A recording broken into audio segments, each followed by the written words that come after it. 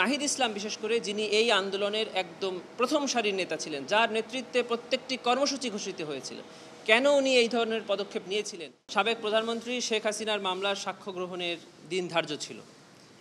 প্রসিকিউশনের পক্ষ থেকে প্রস্তুতি ছিল যে আজকে এই মামলার ঐতিহাসিক সাক্ষী, মানে প্রেক্ষাপটের সাক্ষী সম্পাদক মাহমুদুর রহমান সাহেব এবং জুলাই গণ অভ্যুত্থানের অন্যতম নায়ক নাহিদ ইসলাম, এই দুজন সাক্ষ্য দিবেন, এরকম প্রস্তুতি প্রসিকিউশনের ছিল। কিন্তু ওনারা একটু ব্যক্তিগত কারণে ওনারা আজকে আসতে পারেনি বলে প্রসিকিউশনের পক্ষ থেকে ট্রাইব্যুনালের কাছে সময়ের আবেদন করা হয়েছে। ট্রাইব্যুনাল সময় মঞ্জুর করে আগামী সপ্তাহের সোমবার পরবর্তী সাক্ষ্য উপস্থাপনের দিন ধার্য করেছেন। আমরা আশা করছি যে জনাব মাহমুদুর রহমান সাহেব এবং জনাব নাহিদ ইসলাম সাহেব ওই দিনই ট্রাইব্যুনালে সাক্ষী হিসাবে উপস্থাপন করতে পারবো বলে আমরা মনে করছি। আজকে এই ট্রাইব্যুনালে আরও একজন আসামিকে গ্রেফতার করে হাজির করা হয়েছে এবং গতকালকেও একজনকে গ্রেফতার করে হাজির করা হয়েছে। তাদের নাম হলো ইন্সপেক্টর মোহাম্মদ আতিকুল ইসলাম এবং কনস্টেবল সাজ্জাদুর রহমান। এই দুজনের বিরুদ্ধে অভিযোগ হলো 2016 সালে যশোরের চৌগাছা থানা এলাকায় দুজন ছাত্র, যারা ছাত্র শিবিরের সেখানকার নেতা ছিলেন, তাদেরকে মোটরসাইকেলে যাওয়া অবস্থায় তাদেরকে গ্রেফতার করা হয়, থানায় নিয়ে আসা হয়, সেখান থেকে ডিবিতে নিয়ে এসে তাদের পরিচয় জানার পরে তাদের সাথে একটা চুক্তি হয় যে তাদেরকে কোর্টে উপস্থাপন করা হবে।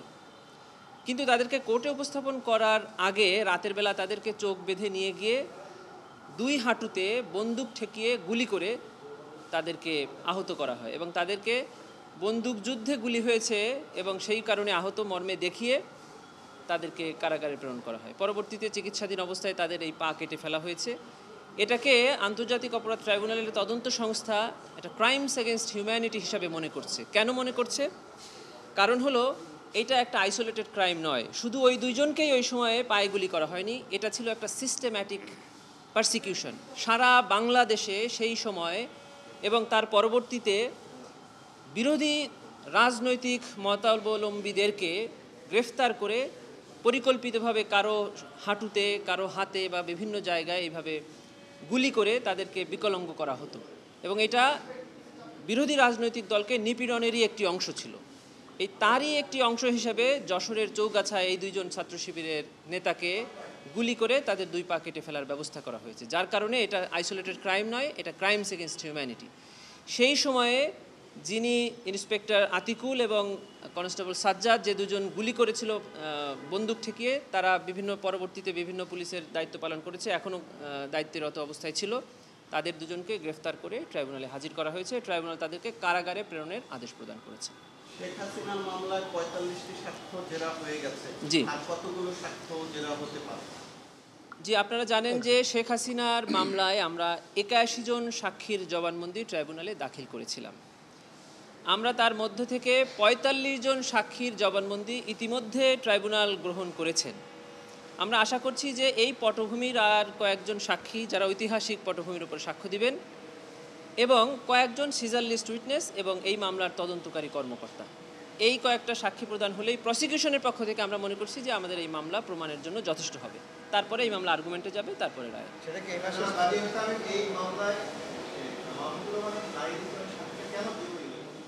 জি, এটার অন্যতম কারণ হলো যে ক্রাইমস এগেনস্ট হিউম্যানিটি হতে গেলে প্রথমেই প্রমাণ করতে হবে যে এই জুলাই গণ অভ্যুত্থানে কোনো একজনকে একটি বিশেষ কারণে হত্যা করা হয় নাই, এটা হয়েছে ওয়াইড স্প্রেডলি এবং সিস্টেম্যাটিক, মানে এক জায়গায় সংগঠিত হয়ে সারা বাংলাদেশে ছড়িয়ে গেছে এবং সকল কিলিংগুলো একই প্যাটার্নে হয়েছে, নাম্বার ওয়ান। নাম্বার টু হলো এটি শুধু জুলাই 2024-এ হয় নাই, এটি 2009 সাল থেকে শুরু করে বিভিন্ন সময়ে বিভিন্ন আঙ্গিকে বিভিন্নভাবে এই পারসিকিউশনগুলো করা হয়েছে, যার শেষটা হয়েছে জুলাই 2024-এ। সেজন্য ওনারা বর্ণনা করবেন যে 2009 থেকে কিভাবে এই সরকার কর্তৃক নিপীড়নগুলো পরিচালিত হয়েছে এবং তারই ফলশ্রুতিতে জুলাই 2024 হয়েছে। এ কারণে ওনাদের সাক্ষ্য এবং নাহিদ ইসলাম বিশেষ করে, যিনি এই আন্দোলনের একদম প্রথম সারির নেতা ছিলেন, যার নেতৃত্বে প্রত্যেকটি কর্মসূচি ঘোষিত হয়েছিল, কেন উনি এই ধরনের পদক্ষেপ নিয়েছিলেন, কি কি সমস্যার সম্মুখীন উনি হয়েছেন, কি কি পদক্ষেপ উনি নিতে গিয়ে বাধার সম্মুখীন হয়েছে, এগুলোর বর্ণনা দিবেন এবং এটাই এই মামলার অন্যতম গুরুত্বপূর্ণ সাক্ষী, যেটাকে আমরা বলি স্টার উইটনেস হিসাবে বিবেচিত হবে। প্রসিকিউশন এই মাসের মধ্যেই সাক্ষী সমাপ্ত করার জন্য প্রস্তুত আছে। কারণ আমরা মনে করি প্রসিকিউশনের পক্ষ থেকে যে এই পর্যন্ত যে ৪৫ জন সাক্ষী ট্রাইব্যুনালে উপস্থাপিত হয়েছে বা যে কয়জন সাক্ষী আমরা সামনে আরও দেওয়ার জন্য প্রস্তুত আছি, এর মাধ্যমে ট্রাইব্যুনালে শেখ হাসিনা সহ যে আসামিরা আছে প্রত্যেকের বিরুদ্ধে ক্রাইমস এগেইনস্ট হিউম্যানিটি প্রমাণিত হয়েছে। কারণ আমরা ওয়াইড স্প্রেড দেখানোর জন্য বাংলাদেশের বেশিরভাগ জেলার সাক্ষীদেরকে এখানে এনেছি। তারা বর্ণনা করেছে যে বাংলাদেশের প্রতিটি অঞ্চলে প্রতিটি জেলাতেই একই ধরনের অপরাধ হয়েছে, একইভাবে আন্দোলন দমনের চেষ্টা করা হয়েছে এবং যে ক্রাইমস এগেইনস্ট হিউম্যানিটি এখানে হয়েছে তার লাইভ উইটনেসরা এখানে এসে সাক্ষ্য দিয়েছেন। কারো চোখ নাই, কারো হাত নাই, বিভিন্ন অঙ্গ প্রত্যঙ্গ নাই, তারা সাক্ষী দিয়েছেন। ডাক্তাররা এসে সাক্ষী দিয়েছেন কিভাবে চিকিৎসায় বাধা প্রদান করা হয়েছে, কিভাবে রিপোর্টসগুলো ম্যানুপুলেট করা হয়েছে, কিভাবে সরকারের পক্ষ থেকে আদেশ দেওয়া হয়েছিল। বিশেষ করে যিনি এখানে অ্যাপ্রুভার হয়েছেন তিনি ক্রাইমসের ভেতরে থেকে উনি বর্ণনা করেছেন যে ক্রাইমসটা কিভাবে কমিটেড হয়েছে। এর চেয়ে বড় প্রমাণ আমি মনে করি যে বাংলাদেশে বা পৃথিবীর যে কোনো প্রচলিত ক্রিমিনাল জুরিসপ্রুডেন্সে এর চেয়ে উত্তম এবং এর চেয়ে কনক্রিট এভিডেন্স আর হতে পারে না বলে প্রসিকিউশন মনে করে।